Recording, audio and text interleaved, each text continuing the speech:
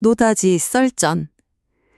2025년 카카오페이가 드디어 연간 영업이익 504억 원을 기록하면서 사상 첫 흑자 전환이라는 기념비적인 성과를 달성했습니다. 이게 그냥 허리띠를 졸라매서 만든 그런 흑자가 아니고요. 매출은 전년 대비 25%나 성장했고 결제, 금융, 플랫폼이라는 이 세 개의 핵심 사업 부문이 모두 고르게 성장하는 아주 건강한 질적 성장을 이뤄냈습니다. 저는 이것이 카카오페이가 마침내 견고한 수익 모델을 갖춘 종합 금융 플랫폼으로 완벽하게 자리매김했음을 알리는 강력한 신호탄이라고 봅니다. 그 평가에는 동의하기가 좀 어렵습니다. 물론 첫 연간 흑자라는 그 상징적인 의미는 크지만요. 그 화려한 성적표 이면을 자세히 들여다봐야 합니다. 4분기 광고 선전비는 전년 동기 대비해서 70%나 폭증했고요.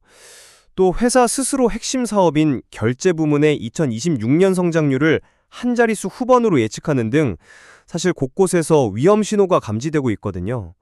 저는 이번 흑자가 앞으로 더욱 치열해질 경쟁과 규제 환경 속에서 지속되기 어려운 어쩌면 가장 빛나는 순간에 기록된 정점일 수 있다는 그런 우려를 가지고 있습니다. 그렇다면 오늘 노다지 설전에서는 카카오페이의 첫 연간 흑자가 지속 가능한 성장의 단단한 발판이 될 것인지, 혹은 여러 도전 과제 속에 맞이한 정점의 시작일지 그 가능성을 심도 있게 파헤쳐 보겠습니다. 네, 그럼 제 입장부터 먼저 말씀드리겠습니다. 저는 이번 흑자가 일시적인 성과가 아니라 사업 구조의 근본적인 체질 개선이 이뤄낸 필연적인 결과라고 생각합니다. 가장 중요한 근거는요, 바로 수익 구조의 안정적인 다변화입니다.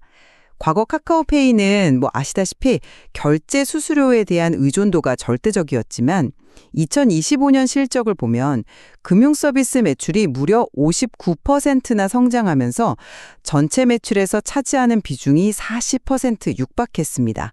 이건 특정 사업, 예를 들어 결제 시장이 좀 둔화되더라도 금융이라는 또 다른 강력한 엔진이 전체 성장을 이끌어갈 수 있는 매우 안정적인 포트폴리오를 완성했다는 의미거든요. 두 번째로 자회사들의 눈부신 성과를 봐야 합니다. 카카오페이 증권은 연간 427억 원의 영업이익을 기록하면서 그룹의 확실한 키시카우로 자리 잡았고, 카카오페이 손해보험 역시 원수보험료가 87%나 성장하면서 수익성 높은 장기납 비중을 27.7%까지 끌어올렸습니다. 더 이상 단순한 결제 플랫폼이 아니라 각 계열사가 유기적으로 시너지를 내는 하나의 금융그룹으로 진화한 것이죠. 마지막으로 이 모든 것을 가능하게 하는 플랫폼의 압도적인 힘입니다. 월간 활성 사용자 중에 메일이 들어오는 사용자 비중이 27.6%까지 상승했고, 사용자 한 명당 연간 거래 건수는 209건으로 전년 대비 44%나 폭증했습니다. 이 숫자의 의미는 명확합니다.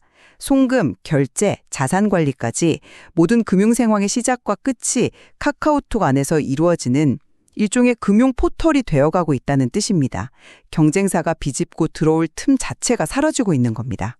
그 화려한 실적 이면에 가려진 세 가지 불안 요소를 지적하지 않을 수가 없는데요. 제 주장의 핵심은 그 성장 이면에는 통제 불가능할 수 있는 비용 증가, 주력 사업의 성장 둔화, 그리고 아직은 좀 뜬구름 잡는 이야기인 신사업의 불확실성이라는 짙은 그림자가 드리워져 있다는 것입니다. 첫째, 비용 구조가 매우 불안정합니다. 4분기 영업비용이 직전 분기보다 12% 늘었고, 특히 광고 선전비는 전년 같은 기간보다 70%나 급증했습니다. 결국 마케팅 비용을 쏟아부어서 성장을 사온 전형적인 비용 집약적 성장의 모습입니다. 만약 2026년에 마케팅을 줄이는 순간 수익성이 다시 고꾸라질 수 있다는 근본적인 리스크를 안고 있는 셈이죠. 둘째, 가장 큰 매출 비중을 차지하는 핵심 사업, 즉 결제 부문의 성장성이 둔화되고 있다는 점입니다. 이건 제 추측이 아니라 회사 스스로가 2026년 결제 매출 성장을 하이 싱글, 다시 말해 한 7%에서 9% 정도의 한 자릿수 후반 성장에 그칠 것이라고 매우 보수적으로 예측했습니다. 가장 큰 엔진의 출력에 떨어지고 있는데 과연 회사가 제시한 전체 성장 목표치인 15%에서 25%를 달성하는 것이 쉬울까요? 저는 좀 회의적입니다. 마지막으로 미래 성장 동력의 실체가 불분명합니다. AI 서비스 카나나가 실질적인 매출을 내려면 단순히 정보를 찾아주는 것을 넘어서 금융상품 추천부터 가입까지 대행해주는 에이전트 커머스가 되어야 하는데 자료에서도 본격화되는 시점이라고만 언급할 뿐 구체적인 계획이 없습니다. 스테이블 코인 사업은 법제와 불확실수이라는 거대한 산을 넘어야 하고요. 이건 미래의 꿈이지 현재 기업 가치에 반영할 수 있는 현실이 아닙니다. 말씀하신 그 비용 문제부터 한번 짚어보겠습니다. 저는 그것을 통제 불가능한 문제가 아니라 매우 영리한 전략적 투자라고 봅니다. 4분기에 광고비를 늘린 것은 온라인 쇼핑과 소비가 집중되는 연말 성수기를 정조준한 아주 시의적절한 지탱이었죠. 더 중요한 것은 그 투자가 어떤 결과를 낳았느냐입니다. 카카오페이가 보유한 4,206만 명의 결제 데이터와 2,201만 명의 마이 데이터를 기반으로 초개인화된 타겟팅 광고를 진행했고 그 결과 플랫폼 부문 매출이 무려 87%나 성장했습니다. 이것은 단순히 돈을 써서 사용자를 모으는 과거의 방식과는 질적으로 다릅니다. 데이터를 활용해 광고 효율을 극대화하고 이를 통해 벌어들인 고마진 수익을 다시 기술에 투자하는 선순환 구조를 완성했다는 증거입니다. 물론 그 부분을 전략적 투자로 볼 수 있다는 점은 이해합니다. 하지만 그 선순환 구조를 만드는 데 들어가는 기회비용은 어떻게 설명하시겠습니까? 광고비만 늘어난 게 아니거든요. AI 전문가와 같은 고급 인력을 확보한다는 명목으로 인건비 역시 전년 대비 29%나 증가했습니다. 광고 효율이 높아졌다는 점은 인정하지만 그 고효율 광고 모델을 유지하고 또 고도화하기 위해서 더 비싼 인력을 계속 채용해야 하는 구조라면 결국 배보다 배꼽이 더 커지는 상황이 올 수도 있지 않겠습니까? 2026년에도 매출이 15%에서 25% 성장한다고 한들 비용이 그 이상으로 증가해버리면 흑자를 냈음에도 불구하고 이익 개선 폭이 시장의 기대에 미치지 못하면서 주가에는 오히려 악영향을 줄 수 있다는 겁니다. 일리 있는 지적이십니다. 다만 단기적인 비용 증가에만 집중하면 더 큰 그림을 놓칠 수 있습니다. 저는 금융사업의 미래가 그 우려를 상쇄하고도 남는다고 봅니다. 대출 중개 시장이 정부 규제로 인해 위축되는 악재 속에서도 카카오페이의 금융부문 전체 매출이 34%나 성장했다는 점이야말로 이 회사의 진짜 저력을 보여주는 대목입니다. 이는 대출의 부진을 투자와 보험 사업이 폭발적으로 성장하며 메워졌다는 뜻입니다. 투자 부문 매출은 39%, 보험은 무려 80%나 성장했습니다. 특히 제가 정말 주목하는 부분은 카카오페이 증권이 단기간에 개인 종합 자산관리 계좌, 즉 ISA 계좌를 10만 개 이상 유치하고 연금저축계좌 38만 좌를 돌파했다는 사실입니다. 복잡하고 어렵게만 느껴졌던 금융상품의 문턱을 카카오톡이라는 압도적인 플랫폼 파워로 완전히 허물어버렸다는 강력한 증거 아니겠습니까? 규제는 변하지만 이 플랫폼의 힘은 변하지 않습니다. 하지만 대출이 금융 플랫폼의 핵심 수익원 중 하나라는 사실 또한 변하지 않죠. 규제 여파로 실적이 감소한 것은 분명 뼈아픈 부분입니다. 물론 투자와 보험의 성장은 인상적이지만 그 내용을 좀 자세히 뜯어볼 필요가 있습니다. 증권의 4분기 실적만 해도 당시 국내 주식시장의 변동성이 커지면서 오히려 개인 투자자들의 거래가 급증했던 그런 특수한 상황에 힘입은 측면이 분명히 있거든요. 4분기에만 예탁자산 순유입금이 2조 7천억 원에 달할 정도였으니까요. 이런 이례적인 시장 상황이 2026년에도 반복된다는 보장은 어디에도 없습니다.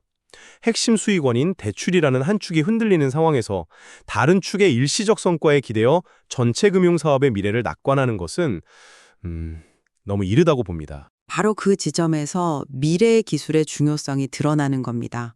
단기적인 시장 변동성에만 집중하면 카카오페이가 진정으로 준비하는 다음 세대의 성장 동력을 놓칠 수 있습니다. 바로 AI와 블록체인입니다. 이 기술들이 당장 2026년의 실적을 책임질 것이라고 말하는 게 아닙니다. 하지만 이것을 단순히 불확실한 옵션 정도로 평가줘라 하는 것은 이 회사의 가장 큰 잠재력을 외면하는 것입니다. 카카오그룹과의 AI 시너지는 단순히 앱의 새로운 기능을 몇 개 추가하는 수준이 아닙니다. 전 국민이 사용하는 카카오톡을 통해 금융 서비스를 완전히 재정의하고 개인화하는 그야말로 게임 체인저가 될 잠재력을 가졌습니다. 스테이블 코인 역시 마찬가지입니다.